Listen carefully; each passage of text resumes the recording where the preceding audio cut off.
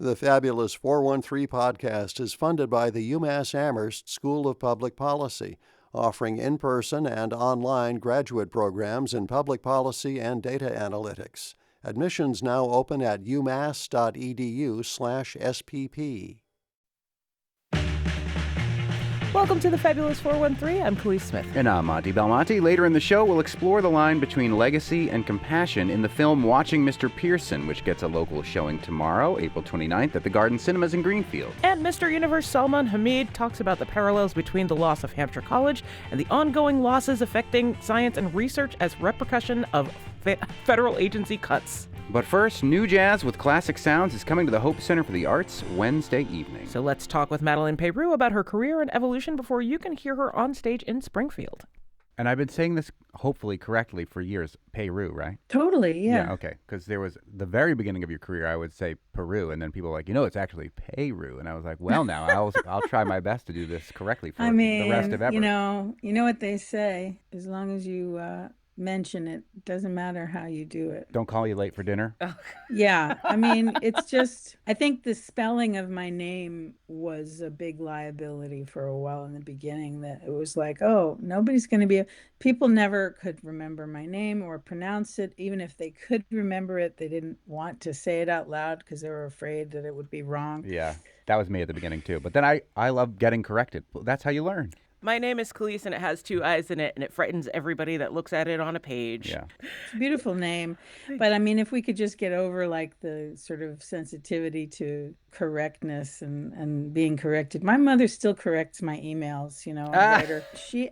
When I was little, I wrote letters a lot, and she loves making her emails perfect because they're like letters, something that you can cherish. I think it's a wonderful problem to have, and I certainly don't care how anybody pronounces my name. Now that we've got the pronunciation and grammar section of the conversation out of the way, welcome back to the Fabulous 413. Madeleine Peyroux began her career as a teenager on the streets of Paris while living abroad with her mother. Madeleine quickly became enchanted with local buskers, spending much of her time accompanying a regular band on the sidewalks of the Latin Quarter with her distinctive voice, and by 15 had dropped out of school to join a touring blues and jazz band. Peyroux was discovered by a talent agent from Atlantic Records who released her debut album, and in the following years has released 9 albums of her own and collaborated on several others. Though she may be most well known for jazz, she's performed and recorded with renowned folks from a number of genres, from Marc Ribot and Alan Toussaint to Vernon Reid and Michelle Ndegeocello. Her latest album, Let's Walk, explores civil and societal issues in a way that both engages and questions. It continues the conversation about these issues with her audience and with the world at large. Madeleine Peyroux makes another visit to Western Mass this Wednesday, April 29th at the Hope Center for the Arts in Springfield, and she joins us now. Thank you so much for joining us, Madeleine Peyroux. Well, hello. Thank you for that introduction. Wow. That pretty much covers it. What could I add? Lots of nuance, so let's get into those bits. Talk about Thank you. Starting on guitar. What drew you to guitar? Well, I think it was that we had ukuleles, and ukuleles are they're not precious. You find them lying around. And of course, my mom had one. And when I was little, she got me one that was small enough for me. And then that, of course, went through various phases of being like destroyed. Somebody sat on it, somebody let it fall out the window.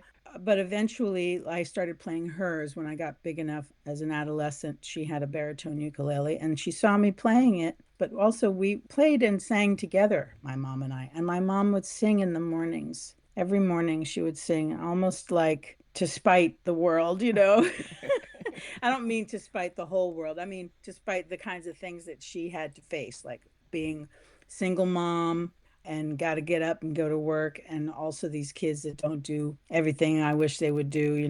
So she sang to us every morning, and that ukulele it became precious, and it was easy. I wanted to learn to play piano very badly, and we never had a keyboard around the house. And so I got a guitar, and I was like, that's it. It was glued to the hip. A lot of people who are familiar with your music may appreciate the wonderful interpretations that you do, covers of other people's songs. But I believe this new album, Let's Walk, you were challenged by your producer to do no covers. Right. I've spent my life being self-taught in music and learning songs that other people, great songs, famous songs, is kind of the way that I learn how music works. And I think a lot of musicians would agree that that's usually how you learn. And then I think there are times in life where you look around and you say, I don't hear anybody saying what I would like to hear said. And maybe somebody else tried to do it, but they did it from their point of view. And you have a feeling that your point of view might be a little different, and that there is never too much of a point of view. I mean, it doesn't diminish any of the songwriters that have come before that I wanted to come out and talk about these issues.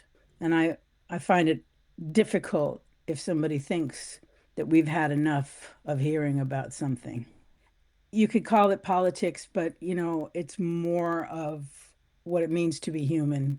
2020 and the pandemic and the subsequent murders of George Floyd, Breonna Taylor, and Ahmaud Arbery factor into your songwriting on this album. And you were inspired by Cornel West, referring to Black musicians as love warriors. And as an interpreter in a Black-founded tradition, the jazz tradition, talk about what you brought to the table in this particular song, How I Wish, on this new album. I think How I Wish is an attempt to get to honestly dig into what it is for me, because I believe that all of the tragedy, all of the hardship that we see, and sometimes we don't see it and we don't notice it, and I know that's a whole thing, that the fact that 2020 had to be different from 2019, and the fact that I was waking up to what was happening in the news myself was part of what I had to face and really reckon with my own inability to focus on something that needs attention first and foremost. There's a whole lot of other noise, especially in America. And in my life, there was other noise that I've realized was noise to me. And when I got started mourning the experiences of those murders, those public experiences, and realizing what it means that we just live in a place where this happens, where this horror and terrorism of people is ongoing, that is a realization. The song How I Wish was an attempt to take a step forward, because you got to take one step. Wherever you're going, you got to start with one step. Mm-hmm. And it's a step forward in realizing that this horror and this pain and trauma is affecting everyone in this society. And can we talk about it? I think that's what How I Wish is trying to say. How I wish. More coming up with Madeleine Peyroux as we talk about one of her longtime collaborators and hear about her arc towards songs with a more political bent. After which, we'll chat with some of the team behind a beautiful film on legacy, memory, friendship, and more with director Dylan Bentledge and producer Samantha Valletta from Watching Mr. Pearson. Plus, we'll do some hard things and learn how hard it will be to be without them scientifically and academically with Mr. Universe Salman Hamid. You're listening to The Fabulous 413 on 88.5 NEPM. We're speaking with Madeleine Peyroux, who is coming to the Hope Center for the Arts in Springfield this Wednesday. Those last two albums, Anthem and this one, are definitely more societal problem focused. Do you feel like that shift in theme has changed your sound at all, or how you approach the arrangements of those songs? Yeah, that's a very interesting question, I think, because the priority is more on clarity. And a lot of times in the past, the priority was on, well, I want to make this beautiful. And sometimes in order to make it beautiful, I want less clarity. The art of entertainment is to funnel our attention into something. And you can funnel it into something that you think is going to be pleasant and make people feel good. And sometimes feeling good does mean that you have to acknowledge all of the feelings. I mean, that's where I think art can get great. But I think with these last two records, it's an attempt to get closer to a message that I haven't heard spoken in other songs. I mean, I hear, for example, Leonard Cohen's lyrics in Anthem. He talks about politics and about the human condition in the same sentence, and it's a poem. And I'm not at that level, maybe yet. I don't know. He says, there's a crack in everything, and that's how the light gets in. And he places that in the perfect place so that you really have time to let it sink in. So that's songwriting. There's a crack in everything. That's how the light Another new gets song in. on this new album is sort of an homage to one of your mentors. And we mentioned in the intro about, busking in the streets of Paris as a very young person. But can you tell us about Showman Dan? Dan Fitzgerald was a very interesting person. He was born in Kingston, New York in 1933. He had many careers. He was going to study ministry and he was going to study law, and he did those things, and he dropped out after getting into them because he became disillusioned by problems that are inherent in those areas. And then he joined the army and went to Europe, and then discovered that in Europe he felt better treated than in America. He was black, which we have not yet said, but yes, that's a big part of that narrative, I think, about, being left out of these institutions. And then feeling more comfortable in Paris, a la James Baldwin and several other people of note. Right. And he, in the 70s, after being sort of having lived a couple of decades of traveling around Europe and North Africa, he had a bunch of different lives. And then when he was about my age that I am now, I think. No, he was younger than me. We're getting old. Anyway, he was in his 40s, and he said, I want to go to New Orleans Jazz Fest this year. I think it was 1975. And he had his boyfriend. And he said, I want us to go to Jazz Fest, and I want us to start a band and go down and play Jazz Fest. He wasn't a trained musician, and his friends and his boyfriend, they weren't trained musicians, but they kind of hung out and played songs and stuff. So he started a band. He got a wash tub, he painted it, put the name The Lost Wandering Blues and Jazz Band from New York City. It's a long title, but that's why one of the things I love about it. They went down there, and we have pictures of him, playing on the street in New Orleans in that first year. They started making records. They came back. They lived in Paris, France, and they started busking. So a few years later, he was 57 when I met him, and I was 15. He had seen me around busking, and he had said to me, "Oh, you could sing with our band sometime." I said, "I'm going to hold on to that." And then one day, sure enough, the summer was over. Everybody that in the band that I was in had gone somewhere. They went back to work or back to school, and it was raining, and I had spent all my money, and I had run away from home. I had dropped out of high school. I had done everything wrong without thinking at all about tomorrow. And I looked out and I saw Danny standing there on the corner, which is something that New Yorkers know about, but not other cultures. Nobody stands on the corner in Paris like they do in New York City. Anyway, I ran up to him standing there. I said, Danny, you said I could sing in your band. He was like, oh yeah? Well, you have to audition. I said, that's great. I'll audition. He said, go ahead. I said, wait, what? You mean right now? I don't have a guitar. And boy, man, I needed his help. So I was like, Jeepers creepers, where'd you get those peepers? Jeepers creepers, where'd you get those eyes? And I did the whole song, just standing in front of him. And he did not smile. He did not crack at all. And I thought, this man hates me.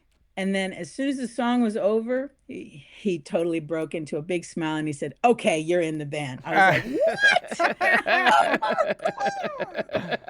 That's I was so amazing. happy. And then he immediately wanted me to learn how to sing "What's New." And I was like, what is this? Do you know that song? It's really hard. What's new? How is the world treating you?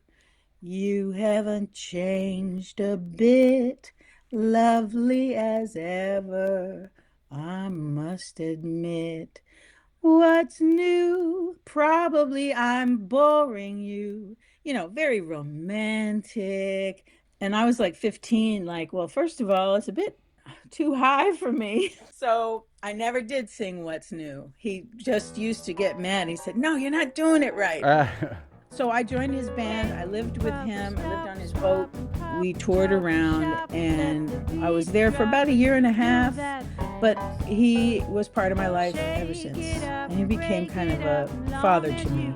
And you can hear her musical interpretation of that mentorship on the new album with the song Showman Dan. The man, go on and show 'em, Showman Dan. The album is called Let's Walk, and Madeleine Peyroux is coming to the Hope Center for the Arts in Springfield on Wednesday.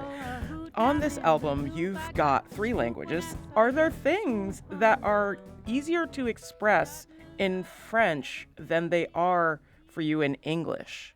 I mean, yeah, I lived half of my childhood in France, and it's just when you have another language, I'm sure anybody that speaks more than one language understands that there are just some things that are natural to say in a certain language more than in the other one. It's one of the, I think, most wonderful things. That's why I think it's always good to have more languages, and music too. The song that I wrote in French is not your typical romantic French song.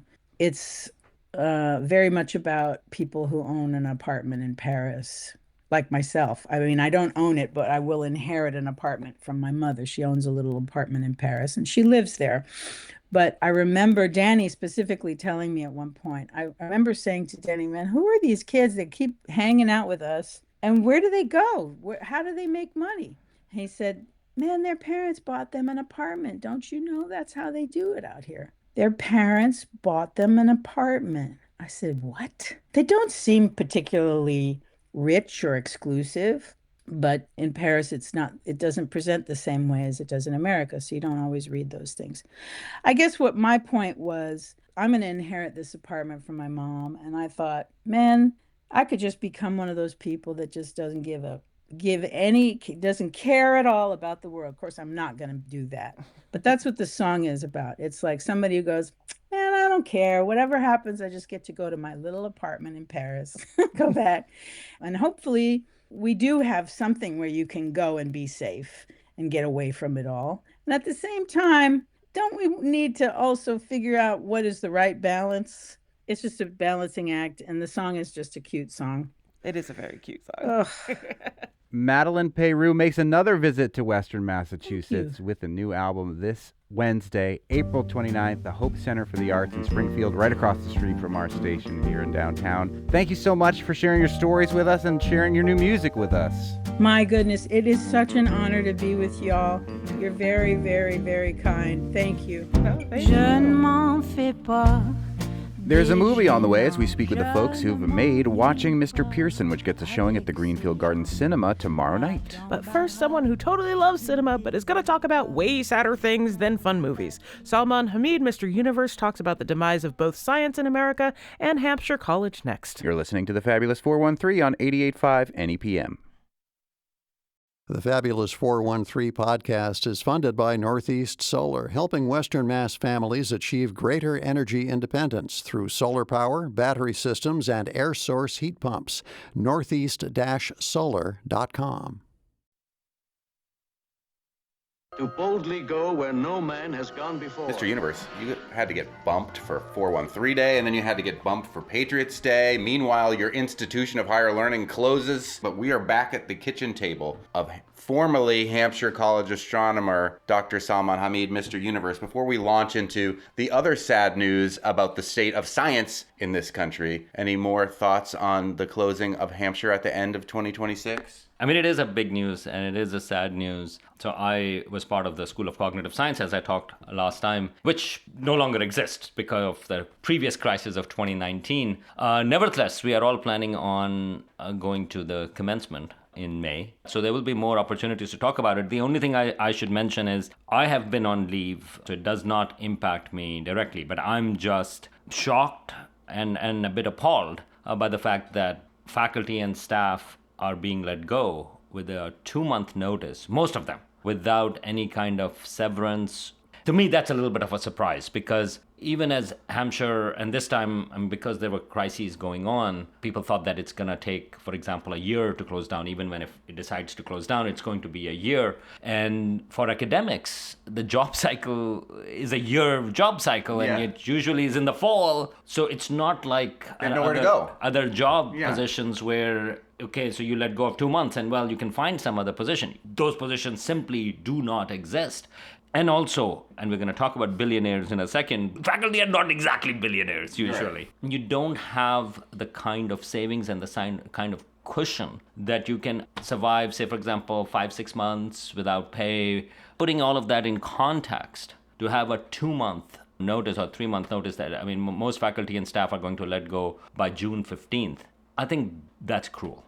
I think Hampshire can do better than that. I also will say that the other 4 colleges' response to some of the students is lackluster at best. Like, oh, we'll take you on, but we can't provide you housing. Or like, we will expand the number of transfer students that we have, but not specifically to just Hampshire. That's not the way that the other 4 colleges should be rallying around the students at Hampshire. So that is disappointing. And what else is disappointing? Not only did your School of Cognitive Science end up having to fold, you will be part of the 5-college, or we may end up calling it the 4-college system going forward here, Mr. Universe, if science continues in this country, which is not looking great.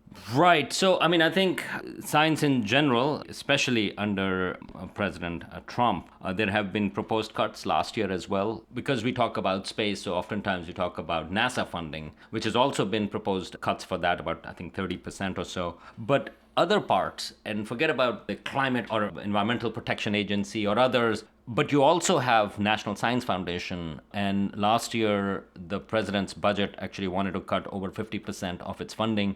It did not pass. The Congress actually ended up funding more at the same level as before. But everybody who worked in the sciences, including in the 5-college area, was worried that their project, their research might just be cut off right like that. But that is still happening because this is the slowest that the grants have been funded. And because of all the turmoil, over 30% of NSF staff has also left. Mm-hmm. So same thing with NASA, right? I mean, we talked about sort of like how many people have left NASA. That was part of the DOGE. The damage that kind of things does to an institution, and National Science Foundation was founded in 1950. It is a model for actually other countries. When other countries try to build their own science infrastructure, they actually often look at National Science Foundation because it has been so successful in the way it funds science, because it has paid huge dividends for the development of economy in the US and of scientific prestige in the US.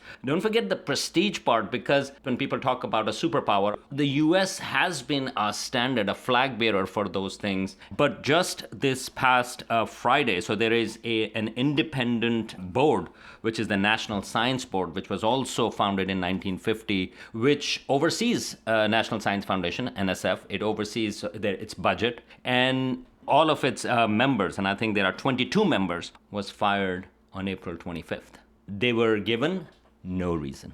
They just got a letter that says, on behalf of President Donald J. Trump, their positions were, and again, quote, terminated effective immediately.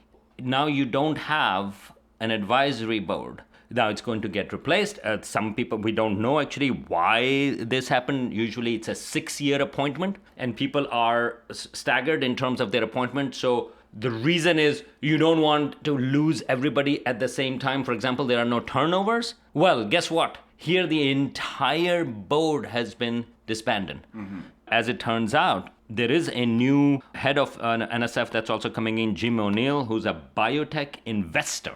Look at the word. Not a scientist. Biotech investor. And this will be, he's been nominated to be the next NSF director. And he will be the first non-scientist or non-engineer ever to head the National Science Foundation. So already there were things that were happening because, for example, the White House had directed the leadership, current leadership also at the NSF, not to share the budget details with National Science Board, with the members of the board that oversees the budget. They said, do not share the details of that. Now the whole board, all 22 members, they have all been fired. At the same time, in March, we heard the news, and again, I don't want to make it as a competition, but I think I do want to provide a context that the next 5-year plan for China includes $1 billion increase in its science funding, 7% increase in their science funding for the next 5 years, whereas the president's budget here proposed over 50% cut in National Science Foundation. And the journal Nature actually there was a study on that actually looks at that China is going to become the biggest public funder of scientific research in 2 years. So we are really looking at a turnover here. Well, it's interesting because so many politicians fear China and its influence on the world. But if you were going to try with soft power, as they say, to compete with another global superpower, why wouldn't science be the first place you would invest? I could come up with a million other things you could invest in too, making sure your people have enough to eat, making sure they have health care, all of these important things for a stable society, a thriving society. But we have seen in the Cold War an investment in science and putting a man on the moon. No nuclear weapons were launched at each other. The United States didn't ever go to war with Russia officially, but the Cold War was a science war. And in many ways, the United States won that science war and became a global superpower from the end of World War II all the way up until maybe the beginning of this century. So it's ponderous to me that we would cut all of this science funding. I think this leads to the kind of worldview you hold. So you are talking about priorities, right? Science in its more idealistic form, it challenges authority. It is about, well, okay, where does your research leads you? And oftentimes it challenges authority within, in an ideal world, it also challenges authority within the scientific establishment, but certainly if you have a particular policy and that's not what the evidence is leading you in an idealized world, scientists will say, that's what it is. And I think there is a disdain for that kind of challenge to authority from the government right now. There is a disdain for experts because you may not be a billionaire. Monty, no, I'm not. Sorry to disclose it to you. I'm also not. But you are still an expert. Whereas oftentimes the way the White House treats these billionaires is that because you are a billionaire, you are the smartest person around. Right. That is not how it works. And so in some sense, and again, I'm guessing from that perspective about the disdain towards that kind of authority, is that here you are not a billionaire, but you may be, from a science perspective, an astronomer, biologist, or whatever. In humanities, you could be an expert. Shakespearean expert, a poet. Isn't it amazing? And you aren't real expert in that. Other person cannot just make up stuff. And so smartness or intelligence and all of that stuff actually, that undercuts, but I'm a billionaire, I must be the smartest guy in the room. And yes, those are mostly guys. That doesn't work. And so there is this disdain to that. But you look at that alongside with that. This is not the only council that has been disbanded. So last year, Advisory Committee on Immunization Practice. That is where a little bit of a more specific ideology is coming in. Well, all 17 members of that were fired. This is a disdain for expertise in a particular way, and there is a worldview where everything is political. That said, if you want a little bit more insight into the president's actions, president does have a council of advisors on science and technology, which is called PCAST. The president just appointed 13 members to this advisory board. Usually you can have up to 24. And so these are people who advise the president on matters of science and technology. So you would expect all kinds of subjects that may come up all the way from pandemics to biotechnology. You have CRISPR, you have AI, you have all of those different things that are coming in space. So out of those 13 people, 12 of them are these tech people and billionaires. So it has, for example, Mark Zuckerberg, Facebook, Larry Ellison, who is all over the map, by the way, for Oracle, Google's head, Sergey Brin. And then there are these chief executive officers for NVIDIA, Dell, and so on and so forth. There is only one academic. So here is this presidential advisory council, the council that advises president on science and technology, and there is one university professor. To be fair, he is from UC Santa Barbara. He's a quantum physicist who won a Nobel Prize last year. And I think he also had started a startup a few years back. So he's a billionaire in the making, but a scientist too. So here you have not a single biologist, for example. I mean, so if you are getting advice about these things, there is also some people who are really into nuclear fusion. So quantum computers, nuclear fusion, AI.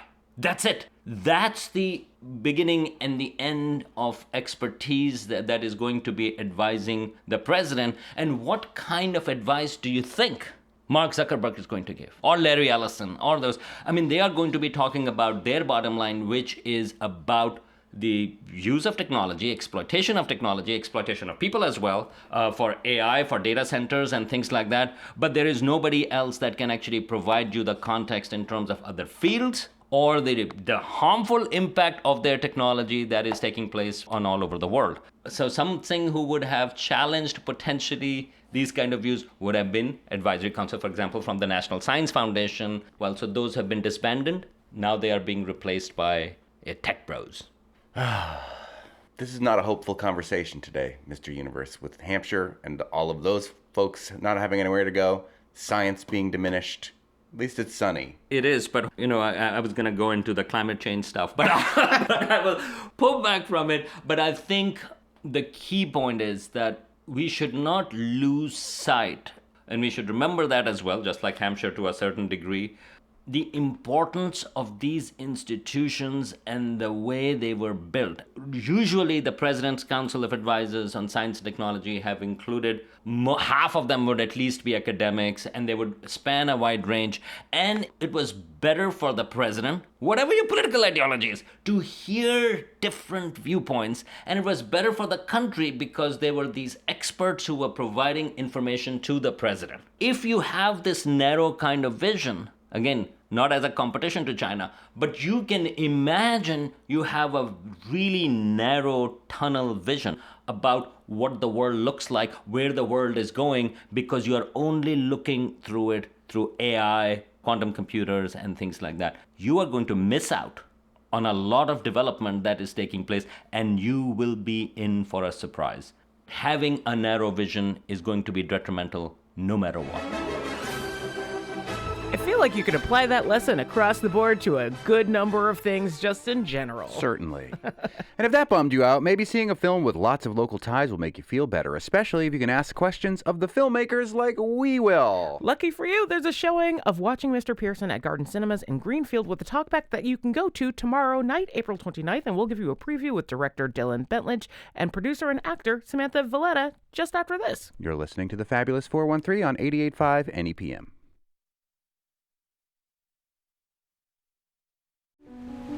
He's not doing well. I think he needs more complete care. Not you too, Miguel. You really don't see it. No, I see him fight really hard, okay? We can't give up on him now. Ranger on the bluff? Ranger.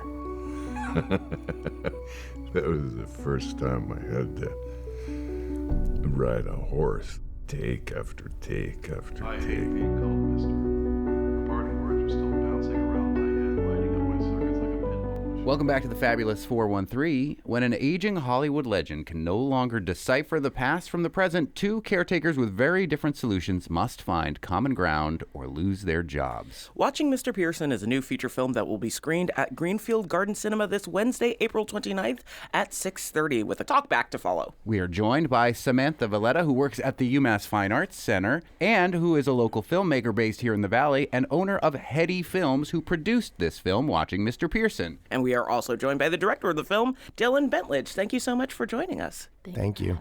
I watched the film last night. It hits home in a very real way, as my mother just passed away with complications due to dementia. And dementia is a big part of this, although not as big a part as I kind of thought. And the flavor of dementia that your main character experiences is hard, but also at times magical, imaginative, and whimsical. So talk about the impetus for the beginning of this story of a famous film star who is now experiencing his later life with dementia.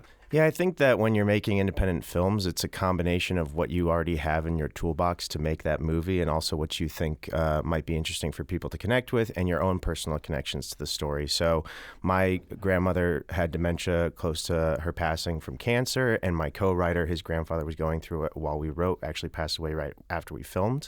So a lot of those experiences in the film were sort of from personal crew members' experiences with family members, and then also thinking about what interests us in terms of characters. I'd done a couple different research dives into actors that had gone through dementia in their retirement, and I was wondering what that would look like. And then ultimately deciding, well, what type of film do we want to make with this subject matter? Is it most independent films usually have a darker tone? They can be a bit more despairing. We didn't want to do that with a dementia story. The subject matter is already very heavy, so could we tell this story in a more light way? It's still heavy subject matter. It's still something difficult to tackle, but ultimately really trying to highlight the friendship and joy that these caretakers can experience with this person. And the motto on set was always trying to see dementia as a profound change and not directly a decline in a loved one.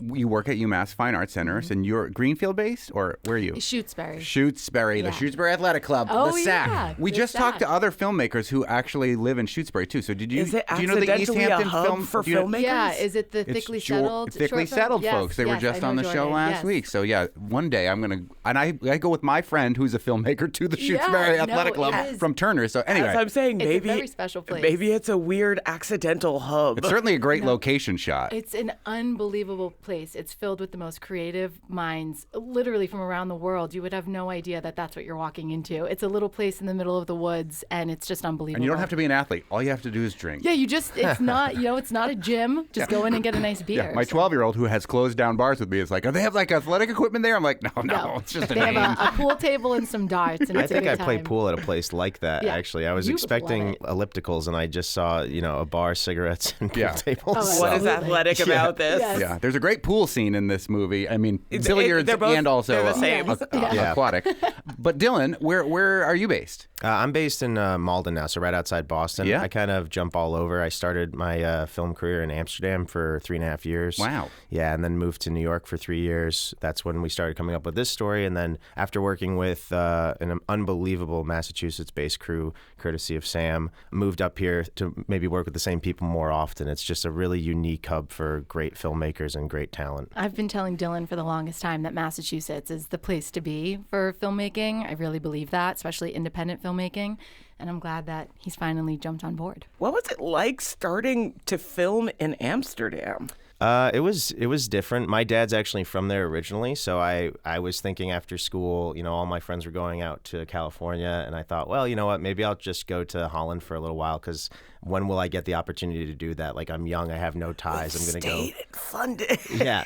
project. Yeah, it was definitely different, and it's honestly something that I still don't fully understand how it works, because it's so different than the American way of making movies. But so I started there in post-production, and a lot of companies out in Europe actually do post-production for large Hollywood projects too, because you can get it done for a little bit less, and they have really good tax incentives in a lot of those countries. So interestingly enough, on this film, because I worked at this company as an intern getting coffees for people for like 2 years, I sent the owner like some shots of it when we were done, and he was like, oh, I'd love to do the post for it. And then I got the opportunity to go back there and get served coffees for like a couple of weeks working on this movie, which was really fun. I mean, it's edited beautifully, Yeah. so that's a really great connection to have. Absolutely. But since we're talking about the funding, you, Sam Valletta, are from Hetty Films, and there's another local production company, KT Pictures, that was behind this. So that's KT you? Pictures, You are yes, KT yes, Pictures. they're KT All right. Pictures. Me and my business partner, Brian, who I always make the joke, I've known him longer than my sister because we were born 2 weeks apart. and, yeah. He was there at my birth. So I'm very fortunate, and it's unique to have a business this with someone that you've known for 30 years. I'm 30 years old, and just working with him and having that sort of collaboration and sort of knowing each other that way, I think has really put it uniquely for us to make movies. So talk about Heady Pictures then, Sam, and where that was based, and how did you access funding? Because I know there were some really good Massachusetts state tax credits that maybe aren't quite as good as they used to be for making films locally. Yeah, well, so I mean, I'd really love for Dylan to be able to speak a little bit, because KT Pictures is where this whole thing started, and then they called Heady Films. They called me in afterwards. I'm a boots on the ground filmmaker. I've been doing this for about 10 years, and so I started as an actor, and then Heady Films really started out of a place of necessity. I wanted more stories that were focused on real humans and not just trying to entertain us, in like a Hollywood perspective. I've been working, as a commercial actor, a filmmaker, a writer, a producer for so many years that Heady Films kind of just started very organically, and like I said, out of necessity. Dylan calls me up out of the blue one day. Him and I had worked on a project 8 years ago now, but we had worked on a project only once before, and we actually kind of lost touch a little bit. And he called me, he had this idea for this movie and said, hey, can you put together a crew for a pretty limited budget?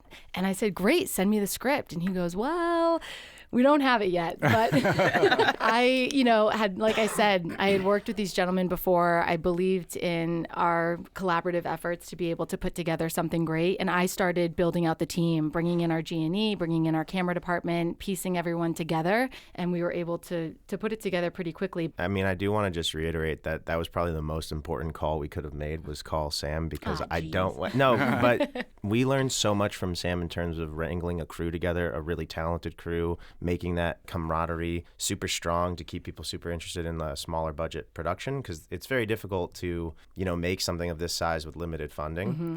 But that's kind of what you have to do at this level of filmmaking, because you're not going to get the Hollywood budgets that you need for a lot of these projects. Yeah. And so just that experience of working with people that you build a relationship with over 10 years, and that's why they want to come together and take ownership of that project. It's a real collaboration art form. You can't do it alone. For the funding from Brian and I, really what we decided to do was, I feel like there's kind of a balancing act that goes into filmmaking where we had a script that definitely felt unique enough, and generally we don't put a lot of value into that. I never think like, oh, we have the 1 in 1,000. I don't think that that's that common, but this one felt different, and we had a lot of great feedback from it, including from some pretty serious producers that I had met in Holland. So then I just thought, well, maybe we should send it to some more reputable actors and see if they respond to it. To which a lot of their agents would respond, do you have the full budget? And I would kind of say yes, but we really didn't. And that's for any filmmaker listening, I think that's the balancing act that's really interesting. Yeah, you need a name so that you can get the money, but you need the money so you can get the name. Exactly. It's like that scene in Bill and Ted's Excellent Adventure where they said, that is why we need Eddie Van Halen. Exactly. That is why we need a triumphant video. And so the way that I kind of justified it was, we originally were going to do this for very little money that me and my business partner were going to put into it. And that ended up being essentially the fee that we offered the actor. So when they asked, do you have full budget? I was like, we do, if we do it the way we planned on it. But if you come on board, we're going to do some refinancing. So we kind of built that balancing act, then eventually got a name attached. There's a whole backstory to that about how he ended up not staying on board, and we ended up getting another actor who's fantastic, and we're so lucky to have Hugo Armstrong. At that point, through KT's personal investment, which again is so necessary to convince equity investors to come in, like they need to know that you care about it as much as you want them to care about it. And we were very adamant, like, this is us investing in our company. And investors too, they really will come in, and if you're helping yourself, they will help you out. So it really starts from having a little bit of capital that you put in at the beginning, and then people will kind of jump on and say, wow, they're really serious about this. So I keep making the joke that, me and my wife were talking about potentially purchasing a house, and then I went to her, I was like, how about a movie instead? She was like, can we live in the movie? Yeah, exactly. And then you showed her the location scouting for this movie, and she's like, okay, we can live there. At least for while we're shooting, we can stay there, right? Yeah. Let's talk timeline. How long did this take from when you got the idea for the script to like finally getting it fully edited, and now where you're starting to show it around in places? Yeah, I think the actual timeline for this one was way quicker than I think most people would realize. I had done a project that took 5 years before that, and then I started thinking, if I do a project every 5 years, like I'm going to barely get any projects done in my life. That's way too long. So it is very common though too, and I really want to make that clear for independent filmmakers. It's very common that some of our projects are, especially in the documentary world, 5, 6, 10 plus years, and the financing is continuous throughout all of that, and kind of that is what delays it or progresses it a little bit. But yeah, no, I totally agree, and that's not to knock any project that takes that long, but I think it's interesting to have ones that take on different shapes. So for this one, we started writing it, I think, in November of 23, and we were already filming it in June of 24. It was crazy. Yeah, he called me in December, and Yeah. then we were going about 6 months later. There was a lot of factors that were going into there. The house was actually going to go up for sale, and we knew that we had access to it for the time before sale, but potentially not after the sale. Yeah. So we were like, okay, we got to get this done fast. Go. Yeah, well, we're talking about the movie Watching Mr. Pearson, which you can see at the Greenfield Garden Cinema this Wednesday, April 29th, 6:30, with a Q&A to follow. And we're speaking with the director, Dylan Bentledge, as well as the producer, Samantha Valletta. But let's talk about the location. The house is beautiful. Yeah. And gorgeous. on the beach. Where is it? I kept looking to see, like, can I recognize where this is? And I couldn't do It's it. New England somewhere. It is, yep. It's Guilford, Connecticut is where it takes place. Okay. And which Yeah, is I've really- written off Connecticut entirely, so that's why I couldn't recognize it. I mean, that's Except for New Haven. It was kind of a treat because part of the idea also came from Paul Newman Films, and Paul Newman was a resident of Westport, Connecticut for a long time, so that was quite fun. But yeah, so we had to go pretty quickly, and just like back into the financing question, we had gotten enough to basically budget out the shoot, but nothing else. So we were like, okay, it's green light or no green light time. Are we gonna go for it? And we just made the decision to do it and film it, and hopefully on that back end, when you have footage to show, it might be easier to go to some people and say, hey, look, like it's filmed. You know, we just need we need people to put it together. And again, utilizing your toolbox. So calling the old company that I worked at, where I know like the editor over there is a very sought after editor in Holland, and I'm very close with him, and I know he's very good at it. And Dutch films generally are much cheaper, so maybe they'll be better attuned for something at this level, helping it kind of blossom. And I think that was a really good call. I think he like definitely in post, the film became much stronger from their input. Totally. Film is really the editor's medium, for sure. You mentioned Paul Newman as kind of the inspiration. So now this, like, pieces of the puzzle are starting to click in there, because the movie does tell the story of an actor of renown, and they're constantly watching his old movies in your movie. So it's also fun because you've created all these small bits of other little movies within the movie. And his house is full of posters of those movies. So talk about, as the writer, about being able to flex that muscle, I guess, that you're making a story about dementia and the end of one's life and wondering about their legacy, but also get to come up with these little cute vignettes throughout the whole thing that are their own little mini movies. Yeah, and I actually, after I answer, I want to ask you, because you get to play one of the old actors in one of those films, and like the experience of bringing that to life. In real life, just watching yourself in old films is kind of a weird thing to do. But in this film, the reason I think it works so nicely is films themselves are a way of jotting down memory permanently that you can see. And we were talking about what's always drawn us to making movies is kind of bookending a chapter of our own lives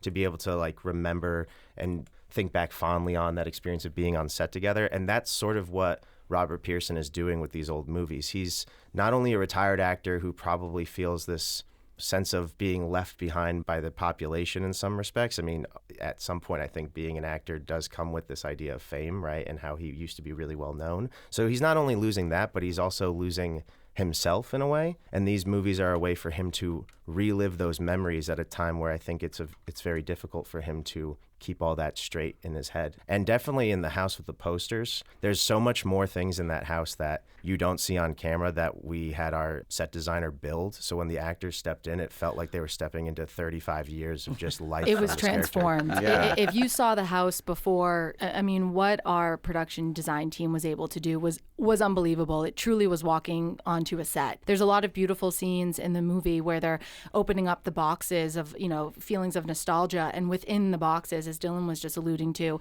were dozens of props that the camera would never even see, just so the actors could have something to play with. And Hugo Armstrong, again, our lead, he is a beautiful, brilliant stage actor, and so to be able to give him that was, you know, as well as Dom is a stage actress as well, and so to And be able Zainab. to give, all stage actors really. So it was a true stage production. It was unbelievable. I was trying to think of this quote earlier because we were talking about Paul Newman. I don't remember if it originally originated with Paul Newman, but have you ever heard, and it fits perfectly with the movie, the idea that, like, who's Paul Newman? Book me Paul Newman. Book me a Paul Newman type.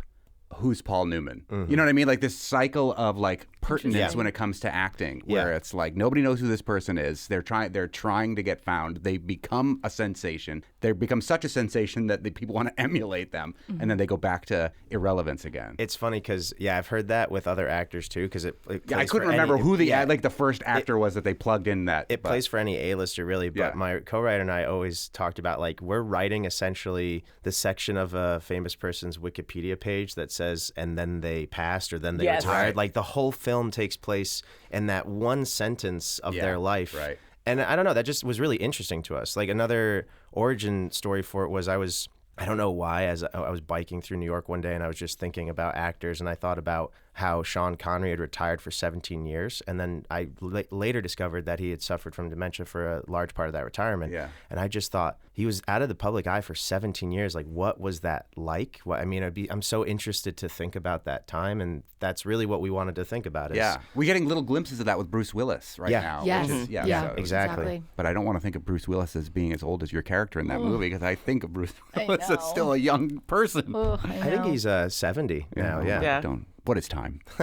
It's interesting, again, too, there is a lot about legacy and memory in this. And you found Hugo as an actor, an older actor, who I thought was phenomenal and very compelling. Is it hard working with an older actor and getting them to play a role where they're having to wrestle with the fact that they are an older actor? But also, is it hard to find someone who looks enough like him so that when you meet younger versions of them, it's still believable? Yeah. So this is such a fun question, and we don't want to give away any spoilers. So we will tell you guys after.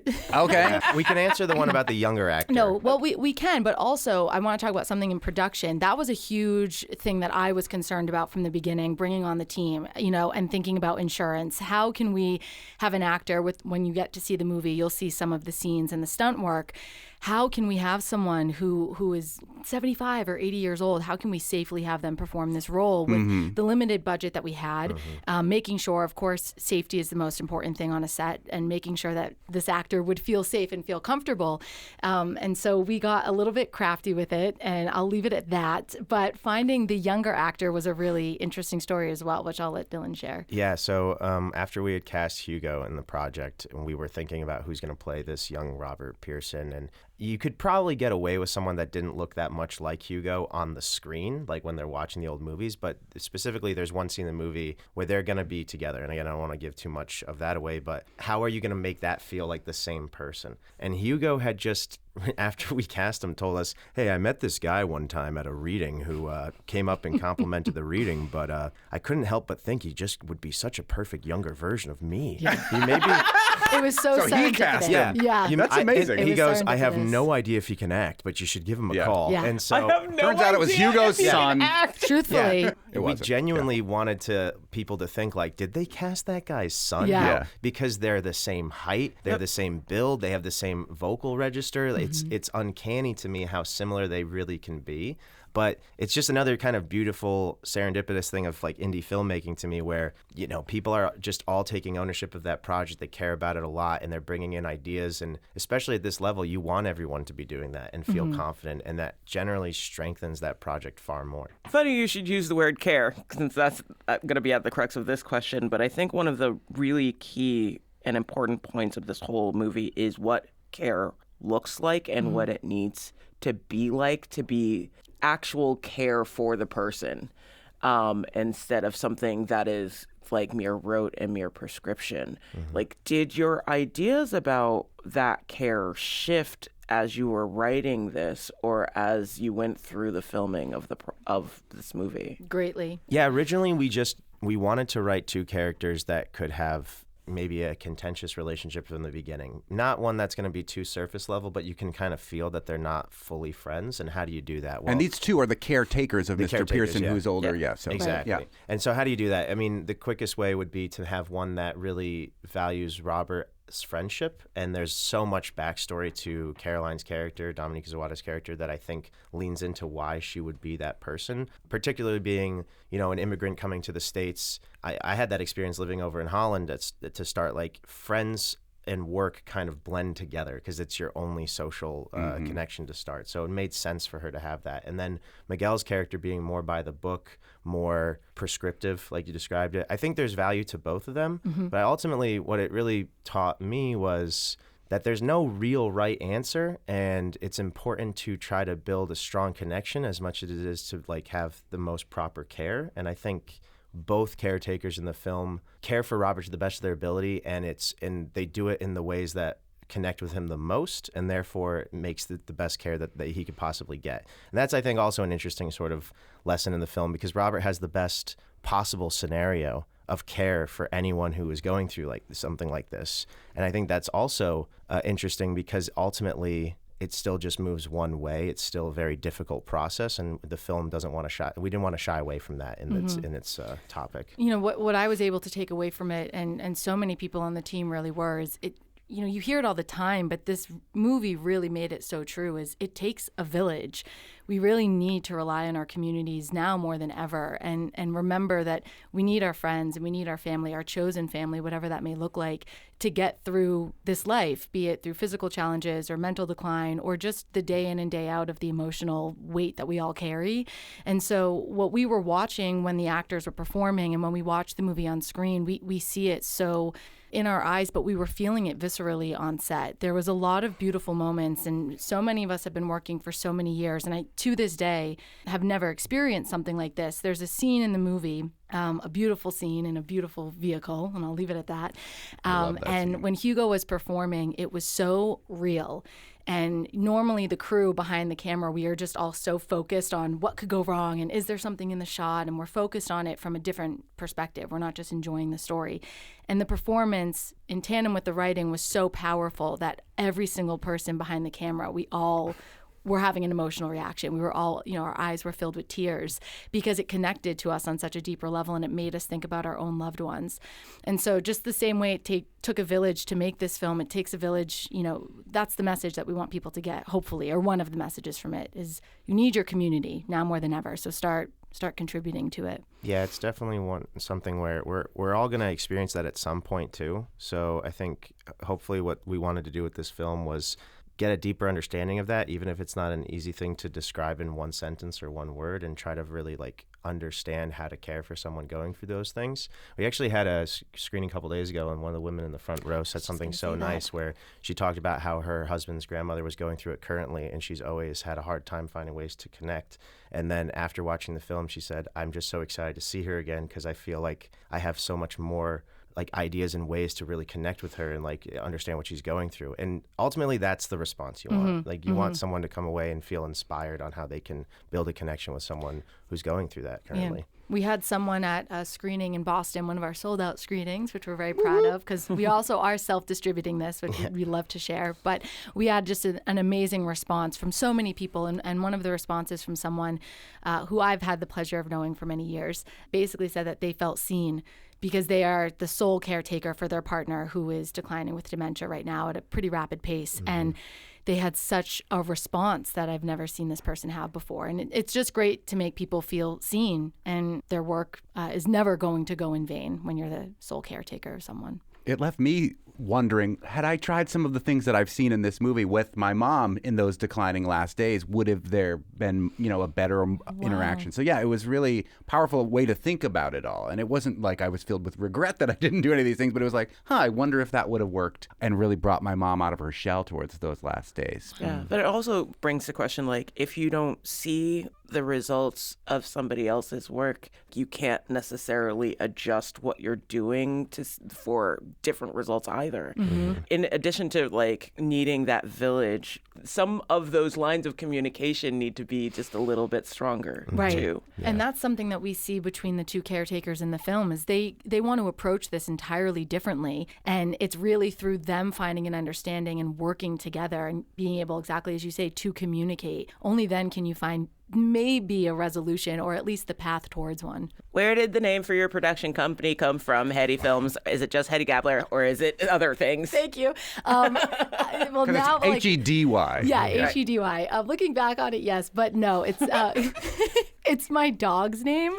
She's the Sit, Ubu, sit. Yes. Good dog. Remember that? Yes. She is the light of my life, and truthfully, like I said, my production company came out of a necessity. It was just time to make one, and I was like, crap, I need a name. And I look to the right and I see my dog, and we were living actually in Boston at the time many years ago. And she's just always been very introspective. And she was looking out the window and just looking at everyone. And I said, I want to make introspective films. So there you go. Hetty Name it after the Films. dog. And it's a beautiful homophone because they're Hetty Films. Yes, it all works out. The film is Watching Mr. Pearson. It's a new feature film that's created by some of these local folks who live in the Shutesbury area or a little bit further out in eastern Massachusetts, with a crew from a lot of folks who are here based in the 413. You have an opportunity to see this film Wednesday night, April 29th, 6:30, with a Q&A to follow at the Greenfield Garden Cinema. And we've been speaking with the director of Watching Mr. Pearson, Dylan Bentledge, as well as the producer from Hetty Films, Samantha Valletta. Thank you so much for joining us. Thank you guys for having us.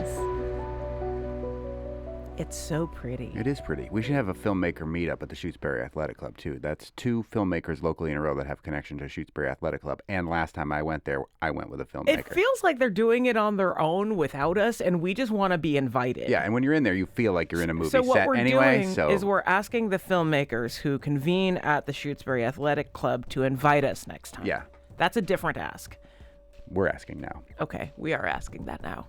On the next Fabulous 413, we head to Northampton to spend time in an exhibit that seeks to make art tangible and accessible for everyone. We head to the Smith College of Art to experience Don't Mind If I Do with Smith College of Art curator Emma Chubb for ourselves. And then talk with the lead artist for the project, Finnegan Shannon, as well as project curator Lauren Leving. And then a very Gordian conversation with word nerd Emily Brewster, senior editor at Merriam-Webster, about fruits and vegetables. That gets kind of convoluted because science talk.